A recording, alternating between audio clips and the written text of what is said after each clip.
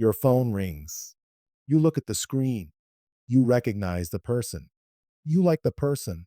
There is absolutely no reason to panic. And yet, instead of answering, you stare at the phone until it stops ringing. Then something strange happens. 30 seconds later, you text them, "Hey, what's up?" If this sounds familiar, you might assume you just hate talking to people, but that usually isn't the whole story. Because many people who hate phone calls can happily talk to someone face to face for hours. They can send 50 messages without feeling tired. They may even love long conversations. They just don't want their phone to suddenly ring. And psychologically, that difference matters. Because a phone call does something most other forms of communication don't. It takes away your buffer.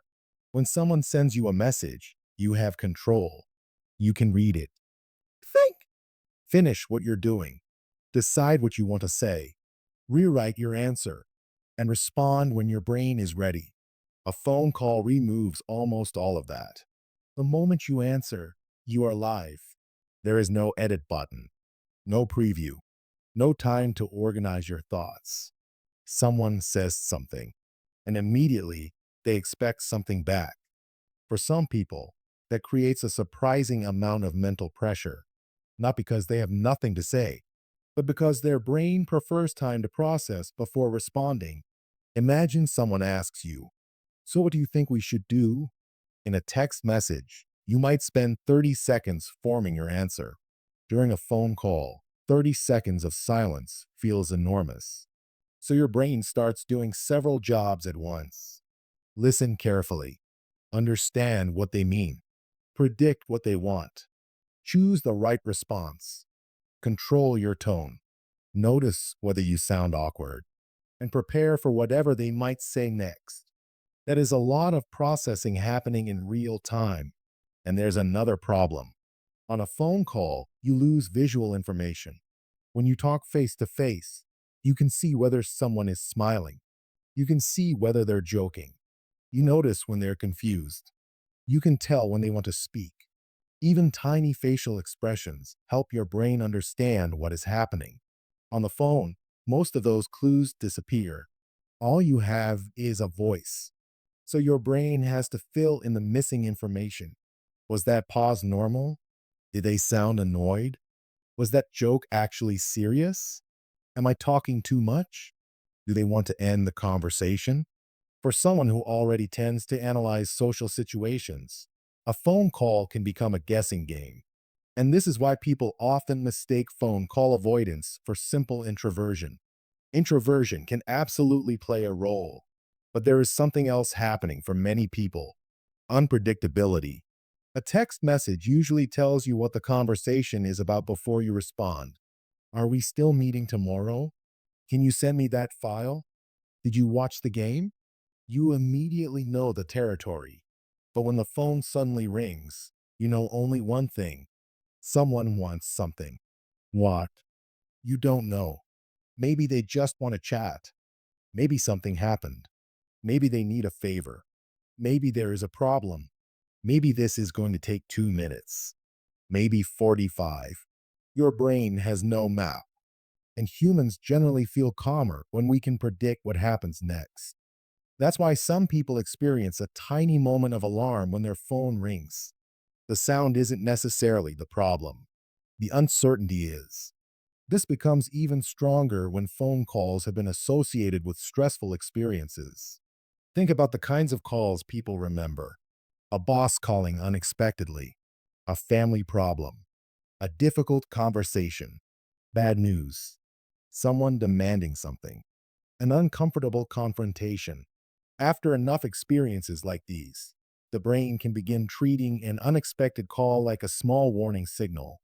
Phone rings. Brain says, "What happened?" Even when nothing happened. There is also a much simpler reason some people dislike calls. Phone calls interrupt things. A message waits for you. A call demands you now. You might be reading, working, watching something, eating, thinking, or doing absolutely nothing. It doesn't matter. The ringing phone suddenly asks you to switch your attention from whatever world you are in to another human being. Some brains handle that switch easily. Others hate it, especially people who need time to mentally transition between activities. And this explains one of the strangest behaviors of people who hate phone calls. Sometimes they ignore the call and then immediately call the person back 5 minutes later. That seems ridiculous. But psychologically, those 5 minutes can change everything. Now they know who wants to talk. They have accepted that a conversation is happening. They may have moved somewhere quiet, finished what they were doing, and mentally prepared themselves. The conversation is no longer invading their attention. They are choosing to enter it. And that word matters. Choice. For many people who dislike phone calls, the issue isn't conversation. It's control over when the conversation begins and how quickly they have to respond. That's also why scheduled calls can feel completely different from unexpected calls. Can I call you at 7? Fine. Phone suddenly ringing at 7:03? Why does this feel like an emergency?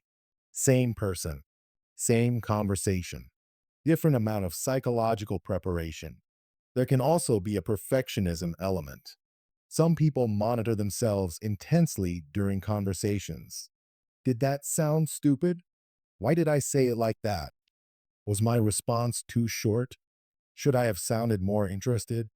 Texting gives this type of mind something very valuable. Editing. A phone call doesn't.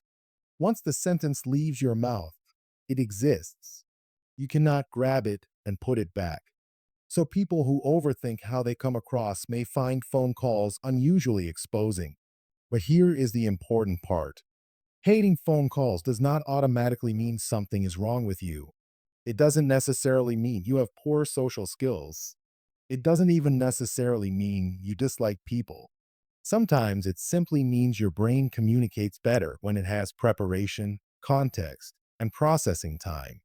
The problem begins when avoidance becomes so strong that it starts controlling your life.